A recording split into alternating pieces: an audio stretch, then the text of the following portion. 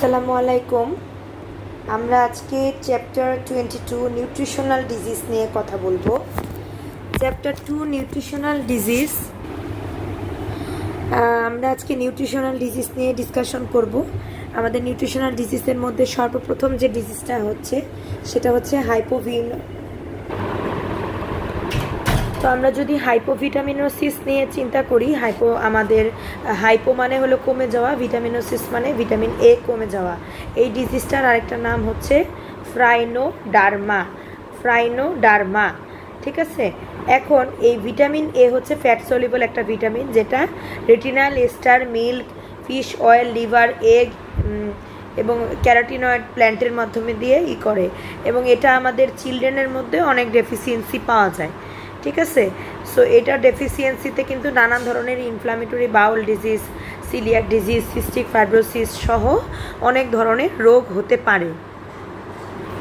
তো vitamin A আমরা যদি আমরা সাপ্লিমেন্টেশন চিন্তা করি, তাহলে আমাদের ভিটামিন এ সাপ্লিমেন্টেশন আমাদের 2 lakh unit for 2 days is recommended for children with measles হইলে আমাদেরকে ভিটামিন এ খাওয়াইতে হবে, যাতে ব্লাইন্ডনেস না হয়। এটা আমাদের মাথায় রাখতে হবে। এরপরে আমরা আসি যে আমাদের একটা ফ্রাইনোডার্মার স্কিনটা কেমন হয়। এই ফ্রাইনোডার্মার স্কিনটা সাধারণত ফলিকুলার হাইপারকেরাটোসিস বা টোড লাইক স্কিন হয়। টোড স্কিন মানে হচ্ছে ব্যাঙের গায়ের মতো, এরকম ব্যাঙের যে টোড সেই টোডের মতো, এবং এটা দেখতে অনেকটা কেরাটোসিস পিলারিসের মতো মনে হয়। ছোট ছোট ছোট ছোট প্যাপিউল হবে, পাইলোসেবাসিয়াস ফলিকলগুলো প্রমিনেন্ট হয়ে যাবে। এরপরে আমরা যেটা পড়বো সেটা হচ্ছে যে এই প্যাপিউলগুলো ক্লোজলি থাকবে কেপির মতো, এবং 2 to 6 মিলিমিটার ক্যাটারিফর্ম প্যাপিউলগুলোর ভিতরে একটা সেন্ট্রাল কেরাটোটিক প্লাগ থাকবে। তার মানে এই প্যাপিউলগুলো একটা সেন্ট্রাল কেরাটোটিক প্লাগের ভিতরে থাকবে, এবং এটা কোথায় কমন হবে? আমাদের কনুই, আপার আর্ম, এলবো, এসব জায়গায় কমন হবে। ঠিক আছে। শোল্ডার, অ্যাবডোমেন, ব্যাক, বাটক, এই সমস্ত জায়গায়, middle of the trunk, axillary, anogenital area, face, এসব জায়গায় হয়ে থাকে, এবং এটা অনেক সময় কমিডন লাইক হয়ে থাকে। ভিটামিন এ ডেফিসিয়েন্সি অনেক সময় ভিটামিন সি স্কারভির সাথে একটা কন্ট্রাডিক্ট হয়, কারণ 2 জায়গায় ফলিকুলার হেমোরেজ মতো পিকচার হতে পারে। তো আমরা দুইটার মধ্যে পার্থক্য করব কিভাবে? দেখেন, ফলিকুলার হেমোরেজ মানে গাম ব্লিডিং সেটা প্রমিনেন্ট হবে কোথায়? Vitamin C ডেফিসিয়েন্সিতে। সো এটা আমাদের একটু মাথায় রাখতে হবে।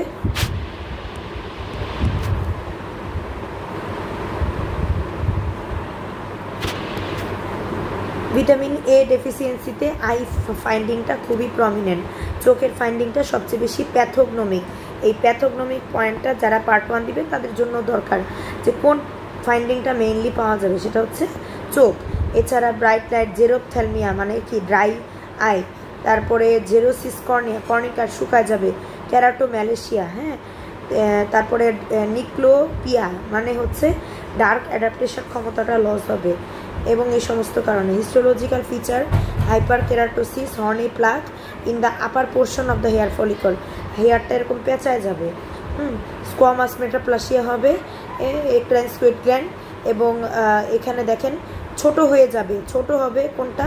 ছোট হবে সেবাসিয়াস গ্ল্যান্ড।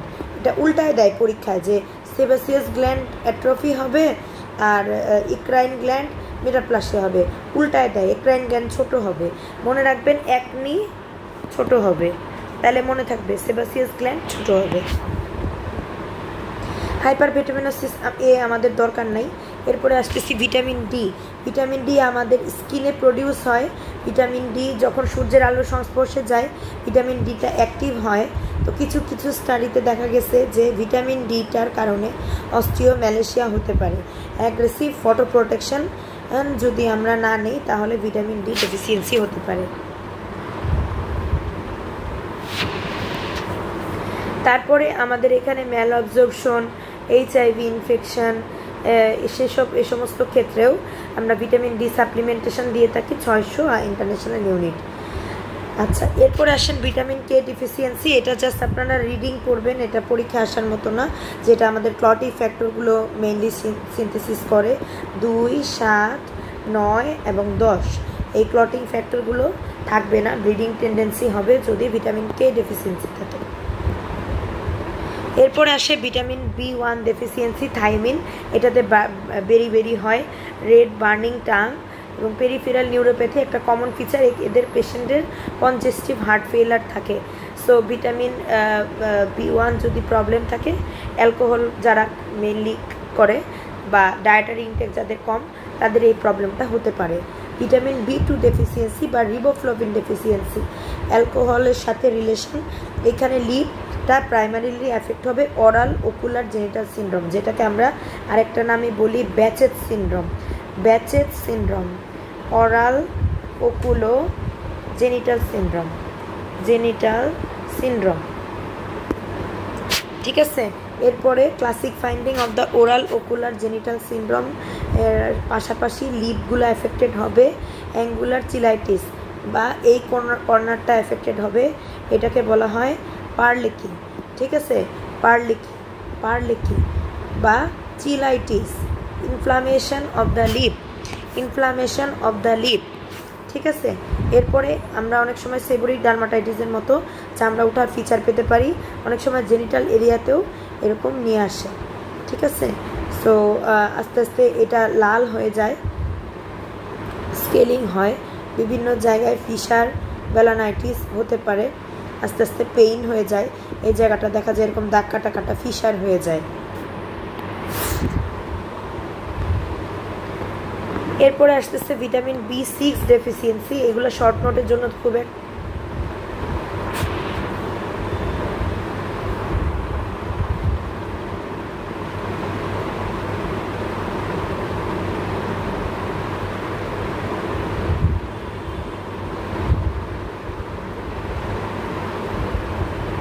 এগুলো দেখা যায় শর্ট নোটের জন্য খুব একটা দরকার নাই। পাইরোডক্সিন বা vitamin B6 deficiency. Vitamin B6 deficiency কাদের হয়? যে সমস্ত পেশেন্টের ইউরিক অ্যাসিড বেশি বা ইউরিনে নাইট্রোজেনাস কম্পাউন্ড বেশি অথবা লিভার সিরোসিসের পেশেন্ট যদি বেশি, তাদের ক্ষেত্রে এরকম হতে পারে। সেবোরিক ডার্মাটাইটিস লাইক ফিচার হবে, যেমন অ্যাট্রোপিক গ্লসাইটিস, জিহ্বায় আলসার, চিলাইটিস, চিপায় চাপায় ঘা, ইন্টারটিগো কনজাংটিভাইটিস, পেলিগ্রা লাইক ইরাপশন হতে পারে, নিউরোলজিক্যাল সিমটম হতে পারে, নিউরোপ্যাথি হতে পারে, ঠিক আছে। আবার পাইরোডক্সিন এক্সেস যদি হয়ে যায়, কোনো পেশেন্ট যদি পাইরোডক্সিন এক্সেস নেয়, সেসব ক্ষেত্রে কানে প্রবলেম হবে। কি প্রবলেম হবে? এখানে সেন্সরি নিউরোপ্যাথি, এটা পার্ট 1-এও একবার SBA-তে আসছিল, কিন্তু বড় পরীক্ষা এগুলো আসলে ধরে না স্যারেরা। এই চ্যাপ্টারটা মেইনলি লাগে হচ্ছে FCPS পার্ট 1-এর জন্য, মেইনলি এই চ্যাপ্টারটা লাগে। DDB বা MCPS অথবা FCPS পার্ট 2 ফাইনালের জন্য, কিন্তু এটা সেরকম একটা গুরুত্বপূর্ণ চ্যাপ্টার না। আচ্ছা, এরপরে হচ্ছে ভিটামিন B12। এটা হচ্ছে গ্যাস্ট্রিকের যে আমাদের ইন্ট্রিনসিক ফ্যাক্টর অফ ক্যাসেল আছে, সেটার পিএইচের সাথে একটা ইন্টারনাল এনভায়রনমেন্ট মেনটেন করতে সাহায্য করে। এটা যদি না থাকে, তাহলে আমাদের ইন্টেস্টাইন থেকে যে নর্মাল ভিটামিন B12টা উৎপন্ন হয়, সেটা যদি অভাব হয়, সেক্ষেত্রে আমাদের ম্যাল অ্যাবজর্পশন সিনড্রোম হতে পারে বা ইনফ্লামেটরি বাউল সিনড্রোমটা ফ্লেয়ার আপ করতে পারে। সেক্ষেত্রে আমাদের হেলিকোব্যাক্টেরিয়াল পাইলোরি কারণেও ভিটামিন B12 ডেফিসিয়েন্সি হতে পারে। সো আমাদের দেখা যায় যে হেলিকোব্যাক্টেরিয়াল পাইলোরির একটা মেজর রোল আছে আর্টিক এরিয়ার জন্য, ঠিক আছে। সো এরপরে আমরা যেটা বলবো যে অনেক দিন যদি কেউ লং টার্ম অ্যান্টাসিড খায় বা লং টার্ম যদি সে কোবালামিন ম্যালঅ্যাবসর্পশন সিনড্রোমে ভোগে, তখন বডি কী করবে? ভিটামিন B12 তৈরি করতে পারবে না, তখন পেশেন্টটা অ্যাট্রোফিক গ্যাস্ট্রাইটিসে ভুগবে, ঠিক আছে। অ্যাট্রোফিক গ্যাস্ট্রাইটিসে ভুগবে এবং এই ট্রান্সকোবালামিন যদি কারো কনজেনিটালি না থাকে, তার ক্ষেত্রেও ভিটামিন B12 সে উৎপাদন করতে পারবে না। এখন এই ভিটামিন B12 ডেফিসিয়েন্সি নিয়ে একজন মানুষ যখন আমাদের কাছে আসবে, তখন তার 3টা ফিচার হইতে পারে। এক, তার জিহ্বায় গ্লসাইটিস হবে, তারপরে তার স্কিনে হাইপার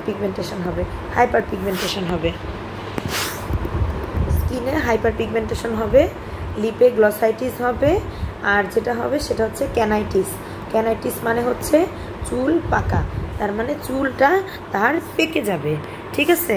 আচ্ছা, the tongue is bright red sore atrophic, linear atrophic lesion maybe the early sign.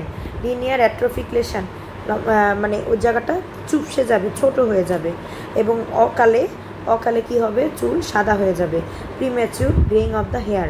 So weakness, paraesthesia, numbness, এগুলো হাবিজাবি সিচুয়েশন তো আছেই। সো আমরা কিন্তু ভিটামিন B12 দিয়ে অনেক সময় ক্যানাইটিসের ট্রিটমেন্ট করতে পারি। সো এখানে যদি আমরা 1 to 2 মিলিগ্রাম পার ডে আমরা মেগা ডোজে ওরাল দিই, তবে সেক্ষেত্রে কিন্তু অনেক ক্ষেত্রে দেখা গেছে যে ক্যানাইটিস ভালো কাজ করে বা চুল পাকা হওয়া কিন্তু কমে। ভিটামিন B12, ঠিক আছে, বি কমপ্লেক্স যেটা। এরপর আসতেছে আমাদের আরেকটা ভাইবার কোশ্চেন, সেটা হচ্ছে folic acid deficiency.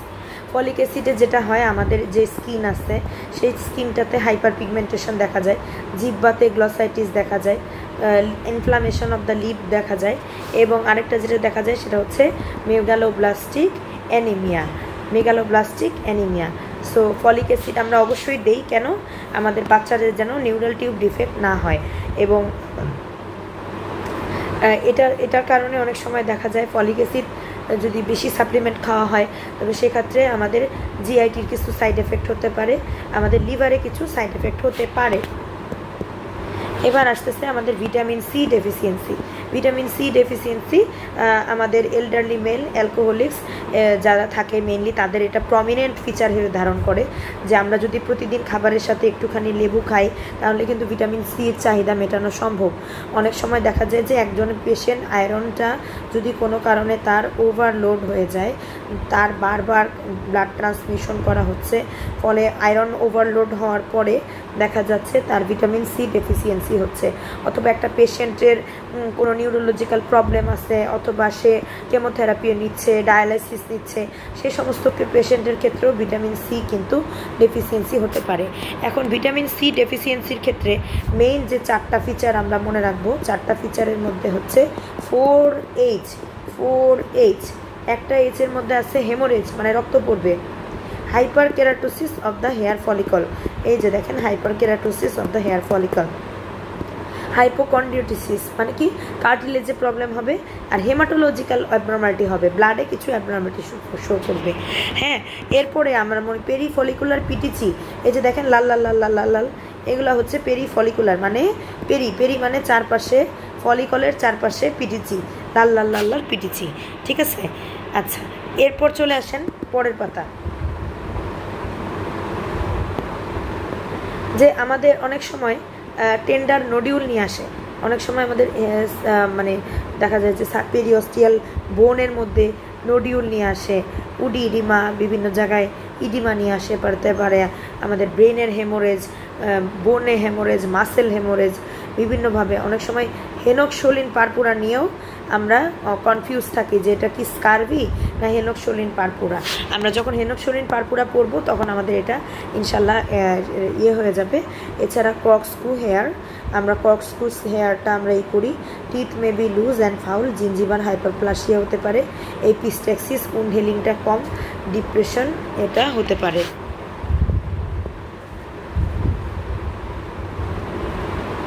Vitamin C ডেফিসিয়েন্সির কারণে কিন্তু ডিপ্রেশন হতে পারে, খুবই ইম্পর্টেন্ট একটা সাইন। আর জিঞ্জিভাল হাইপারপ্লাসিয়া এবং ব্লিডিং, কারো যদি গাম ব্লিডিং থাকে তাহলে মানে আর কোনো কিছু চিন্তা করার নাই, এটা হচ্ছে ভিটামিন সি ডেফিসিয়েন্সি। আচ্ছা, তারপরে হচ্ছে ভিটামিন সি আমরা ইউজুয়ালি লেবেল আর দেখি না, আমরা তাকে ভিটামিন সি খাওয়াই দিই। আমরা অ্যাসকর্বিক অ্যাসিড 1 গ্রাম করে দিব, 1 গ্রাম করে দিব, 1 গ্রাম করে দিব 1 সপ্তাহের জন্য, 1 গ্রাম। মেনটেনেন্স ডোজ হিসেবে আমরা 100 মিলিগ্রাম খেতে বলবো ডেইলি।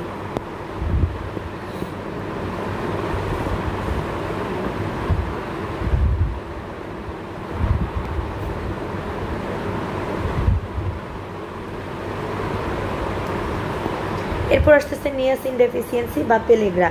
পেলেগ্রা ইউজুয়ালি রেজাল্ট ফর্মে ডেফিসিয়েন্সি অফ নিকোটিনিক অ্যাসিড বা নিয়াসিন বা ভিটামিন B3 বা অ্যামাইনো অ্যাসিড বা ট্রিপ্টোফ্যান। এখন এই নিয়াসিনটা কোন কোন খাবারে থাকে, কর্ন, মিলেট, সোরগাম, এবং কেউ যদি 60 দিন পর্যন্ত না খায় তার কিন্তু ডেফিসিয়েন্সি হতে পারে। এটা কাদের ক্ষেত্রে দেখা যায়, অ্যালকোহলিকদের ক্ষেত্রে বেশি দেখা যায়। সো আমরা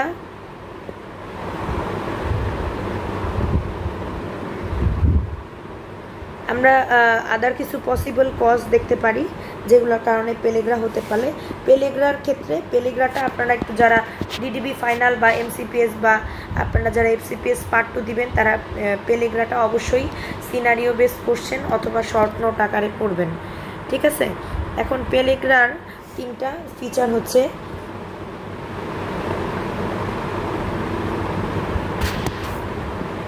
three D diarrhoea, dementia, dermatitis. সে ভুলে যাইতে যাইতে সে পায়খানা করবে, সে ভুলে যাবে এবং তার এক সময় ডার্মাটাইটিস হবে, ঠিক আছে। আচ্ছা, এটার মধ্যে ক্যাজেল নেকলেস পাওয়া যায়, যে this is the pathognomonic sign of পেলেগ্রা।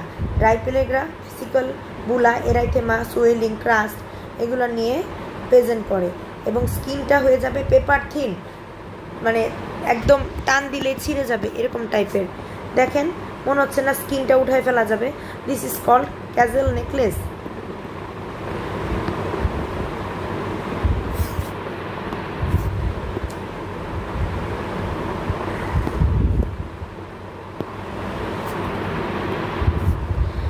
এরপর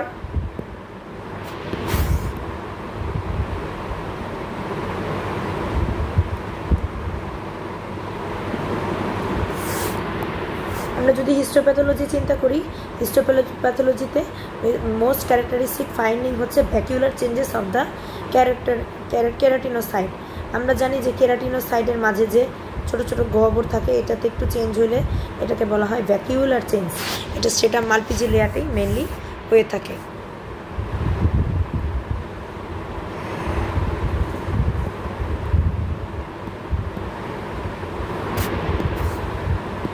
ফ্লুইড ইলেকট্রোলাইট লস ডায়রিয়া হলে আমাদের রিপ্লেসমেন্ট করব। 24 ঘন্টার মধ্যে নিয়াসিন থেরাপি আমরা দিতে পারি।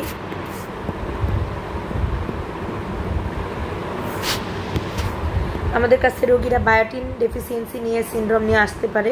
বায়োটিন ডেফিসিয়েন্সি কাদের হয়? যারা অ্যান্টিবায়োটিক খেয়েছে দীর্ঘদিন অথবা প্যারেন্টাল অ্যান্ড নিউট্রিশন হয়।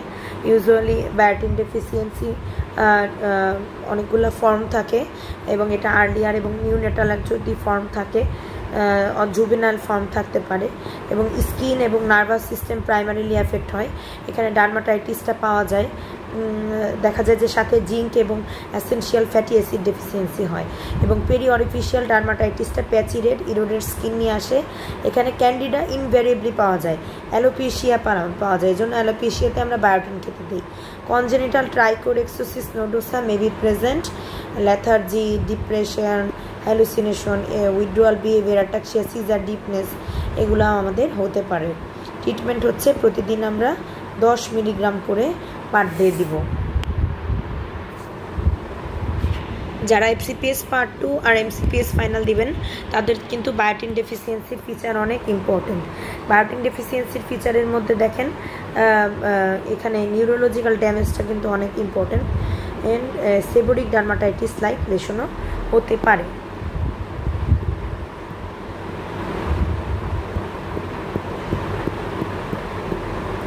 এরপর আমরা যে টপিকটা পড়বো সেটা হচ্ছে এই চ্যাপ্টারের সবচেয়ে ইম্পর্টেন্ট টপিক বা অ্যাক্টোডার্মাটাইটিস এন্টারোপ্যাথিকা, যেটা আমাদের পরীক্ষার জন্য সর্বাধিক ইম্পর্টেন্ট একটা টপিক। এই চ্যাপ্টারের মোস্ট ইম্পর্টেন্ট। এই চ্যাপ্টারের মোস্ট ইম্পর্টেন্ট টপিকের মধ্যে একটা আছে পেলেগ্রা, 2 নাম্বার হচ্ছে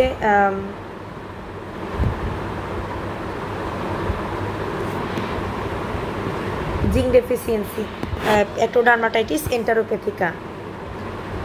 জিঙ্ক ডেফিসিয়েন্সি আমাদের একটা ইনহেরিটেড অ্যানবারোমালিটি, যেটা এন্টারোপ্যাথিকা মানে কি এন্টারিক নার্ভাস সিস্টেম এখানে এফেক্টেড হয়। এখন এটা অটোজোমাল রিসিসিভ, কেউ কেউ বলে অটোজোমাল ডমিনেন্ট, কেউ বলে এক্স লিঙ্ক ডমিনেন্ট, তিনোটাই কিন্তু বলে, ঠিক আছে। কিন্তু মেইনলি যেটা হয় সেটা হচ্ছে অটোজোমাল রিসিসিভ এবং এটা SLC 39A4 জিনের মিউটেশন, G4 জিন এটাকে কোড করে। প্রিম্যাচিউর ইনফ্যান্টরা মেইনলি এটার কোর্সে থাকে। ব্রেস্ট মিল্কের মধ্যে অ্যাডিকুয়েট জিঙ্ক থাকে এবং উইনিং, যখন একটা পেশেন্ট তার বাচ্চাকে উইনিং শুরু করে তখন তার জিঙ্কটা ডেফিসিয়েন্সি হয়। যারা মানে দেখা যায় যে ওই সময় প্রিম্যাচিউর ইনফ্যান্ট যারা, তাদের এই যে ডেফিসিয়েন্সিটা করে এবং এটা কিন্তু ব্রেস্ট ফিডিংয়ের সাথে কোনো রিলেশন নাই। আচ্ছা, এবার আসেন যে যাদের low maternal breast milk zinc level or higher zinc requirement by the infant then breast milk can provide and even through বলছে যে ব্রেস্ট মিল্ক থেকে যে মানে সব পারবে তা কিন্তু না। হ্যাঁ, এটা কিন্তু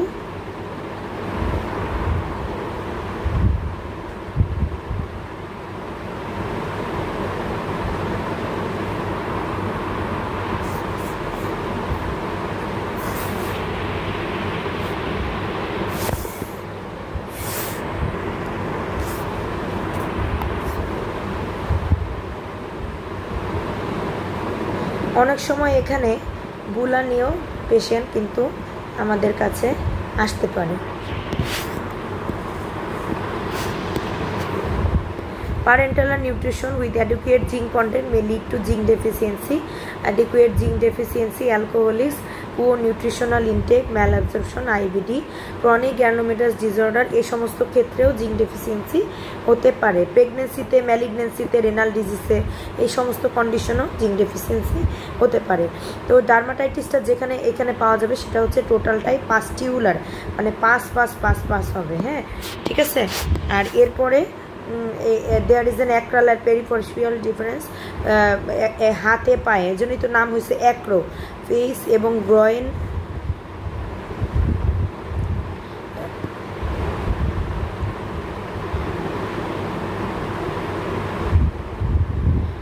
এবং আদার ফ্লেক্সরে there is a patchy red scaling and dry exudation with ক্রাস্টিং।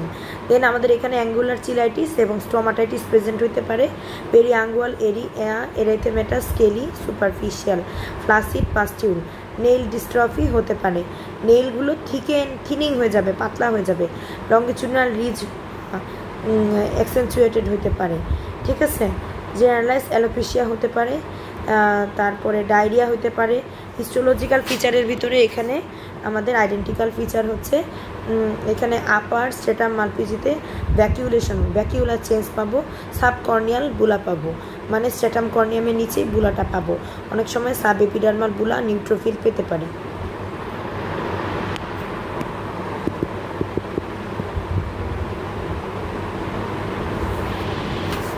So এরপরে অনেক সময় ডাইপার র্যাশ বা ডায়রিয়া নিয়ে আমাদের কাছে আসে পেশেন্ট, তার জিঙ্ক লেভেলটা কম থাকার কারণে হয়। তাদের ক্ষেত্রে আমরা zinc sulphate 1 to 2 milligram per KG per day দিব এবং আমরা ট্রিটমেন্ট করব। অনেক সময় দেখা যায় ওভারডোজ হইলে সেক্ষেত্রে আবার কপার লেভেলটা কমে যায়, সো সেরুলোপ্লাজমিন ডেফিসিয়েন্সি হয়ে যায়। এবার আসতেছে essential fatty acid deficiency. Essential fatty acid কিন্তু আমাদের বডি থেকে সিনথেসাইজ হতে পারে না। এসেনশিয়াল ফ্যাটি অ্যাসিড ডেফিসিয়েন্সি হলে low birth infant, cystic fibrosis, GI abnormalities, inflammatory bowel disease, ঠিক আছে, এগুলো আমাদের করে। এজন্যই আমরা ওমেগা 3 ফ্যাটি অ্যাসিডটা ইউজুয়ালি নিয়ে থাকি। সো এটার অভাবে যেটা হয় সেটা হচ্ছে লাইট কালার হয়ে যায়, চুলের কালারটা নষ্ট হয়ে যায়, প্রচুর পরিমাণে চুল পড়ে, পুর উনহিলিং হয়। লিনোলিক অ্যাসিড দেখা যায় যে কমে যায়, যার কারণে দেখা যায় স্কিনের যে ময়েশ্চারিং টেন্ডেন্সিটা সেটাও কিন্তু কমে যায়। সিস্টিক ফাইব্রোসিস, নিউট্রিয়েন্ট ডেফিসিয়েন্সিও কিন্তু এই কারণে হতে পারে।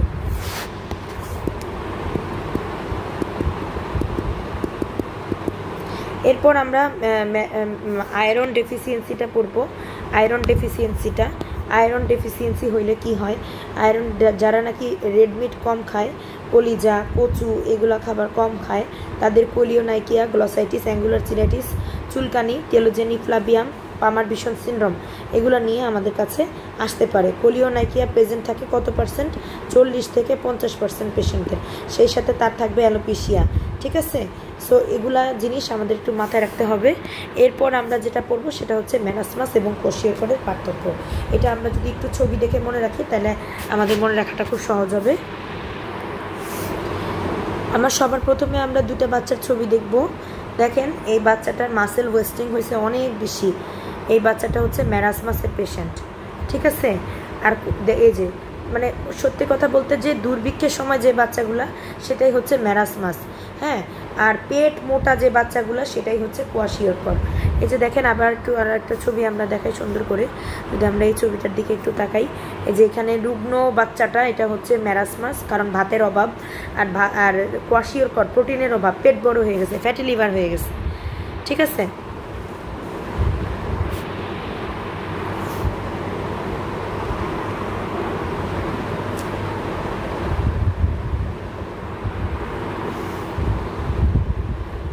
সো ম্যারাসমাস আর কোয়াশিওরকরের মধ্যে কিছু পার্থক্য আছে, আমরা একটু পার্থক্যগুলো দেখব। দেখেন ম্যারাসমাসের ভিতরে বালজিং আই, সোলেন মুন ফেস পাওয়া যায়, আপার আর্মটা থিন হয়ে যায়, প্রোট্রুডেড স্টমাক হয়, আর এখানে প্রমিনেন্ট রিপস হয়, থিন লিপস হয়, ঠিক আছে। সিমটমের মধ্যে দেখেন এখানে কোয়াশিওরকরের মধ্যে আমাদের অ্যাপিটাইটটা কিন্তু লস হচ্ছে, এখানে যেহেতু প্রোটিন কমে যাচ্ছে, ইন্টারসেলুলার ফ্লুইড বেড়ে যাচ্ছে, ইডিমা হচ্ছে, ফলে অসমোটিক প্রেশার কিন্তু কমে যাচ্ছে, হাইড্রোস্ট্যাটিক প্রেশার বেড়ে যাচ্ছে, ফলে ইডিমা হচ্ছে। আর এখানে কিন্তু পেশেন্টের ওভারঅল রিপসগুলো প্রমিনেন্ট হয়ে যাচ্ছে, কারণ তো তার ফ্যাট লস হচ্ছে, সাবকিউটেনিয়াস ফ্যাট কিন্তু সেখানে লস হচ্ছে। এবার আমরা আরেকটা ছবি দেখব, সেটা হচ্ছে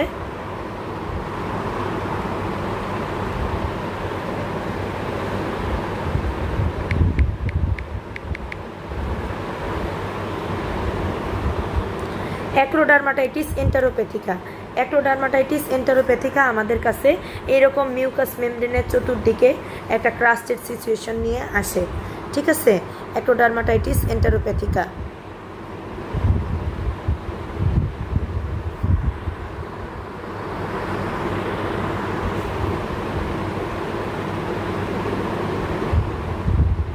অ্যাক্রোডার্মাটাইটিস এন্টারোপ্যাথিকার আমরা নিমোনিক মনে রাখবো ড্যাট দিয়ে, ডার্মাটাইটিস, অ্যালোপেশিয়া অ্যান্ড ডায়রিয়া।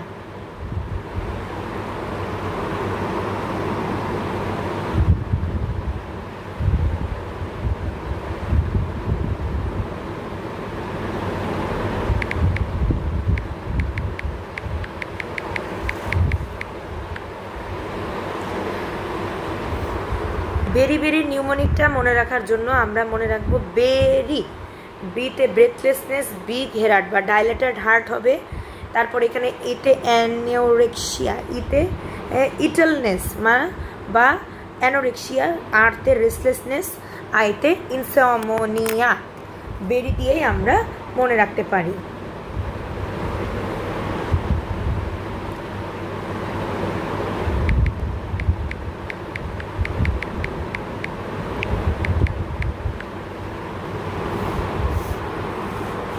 এবার আমরা স্কারভির নেমোনিকটা মনে রাখবো ভিটামিন সি।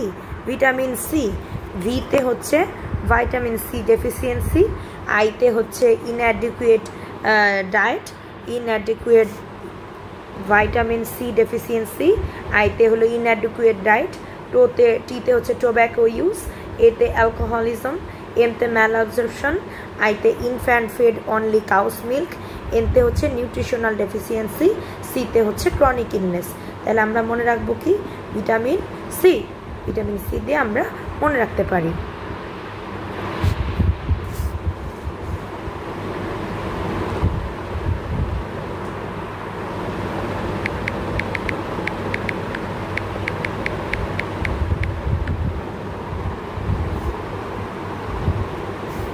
পেলেগ্রা আমরা আগেই বলছি, ডায়রিয়া, ডিমেনশিয়া, ডার্মাটাইটিস। এটা হচ্ছে আমাদের ক্যাজেল নেকলেস, দেখেই এই ডিজিজটা চেনার কথা।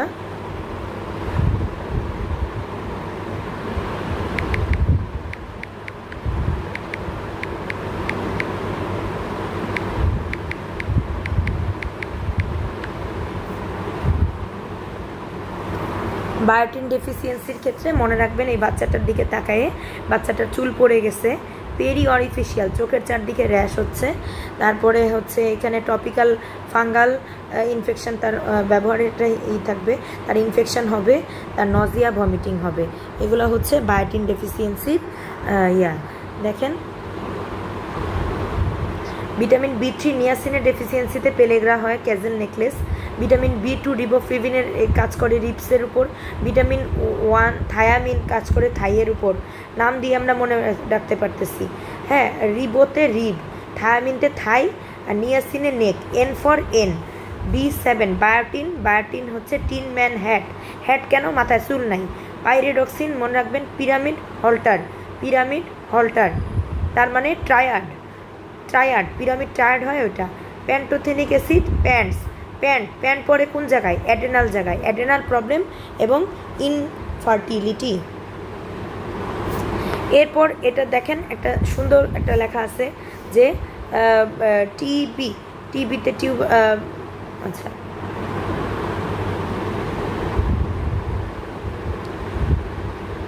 বেরি বি দিয়ে, আর এটার সাথে মনে রাখবেন টিবির অ্যাসোসিয়েশন আছে। আর সিকোলা রুট ক্যানেল কোথায় হয়? চিলিওসিস। পেলেগ্রা হচ্ছে এনপি নো প্রবলেম ঠিক আছে। Burning feet syndrome convulsion anaemia কোথায় হয়? 5 best friends burning feet syndrome ঠিক আছে। অ্যানোরেক্সিয়া ডার্মাটাইটিস কোথায় হয়? Vitamin B, vitamin A, vitamin D. আর কনভালশন অ্যানিমিয়া ডার্মাটাইটিস কোথায় হয়? CAD। Anaemia neural tube defect folic acid A, niacin.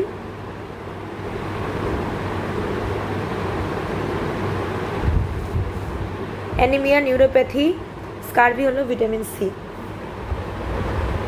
Aortic স্টেনোসিসের সাথে অ্যাসোসিয়েশন।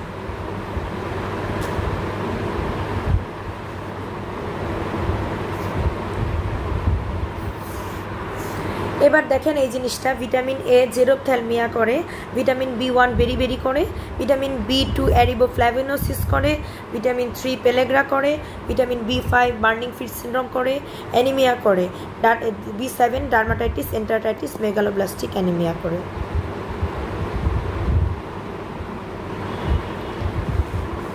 এরপর পার্ট 1-এ আসার মতো একটা ছোট্ট জিনিস বলে দিব, সেটা হচ্ছে ভিটামিন কোনটার অভাবে কি হয়। আমরা পড়ে আসছি night blindness, berry sore, pellagra, paraesthesia, anaemia, hair loss, skin dash, neural tube defect, anaemia, neurological issues, rickets, nerve and muscle damage, excessive burning. Vitamin K. আরেকটা কোশ্চেন আমাদের লাগবে, ফ্যাট সলিবল ভিটামিন কি কি আছে, ওয়াটার সলিবল ভিটামিন কি কি আছে। Scientific নেমগুলো আমাদের মনে রাখতে হবে। পার্ট 1-এর জন্য রেটিনল, অ্যাসকর্বিক অ্যাসিড, ক্যালসিফেনল, টোকোফেরল, নেফ্রোকুইনল।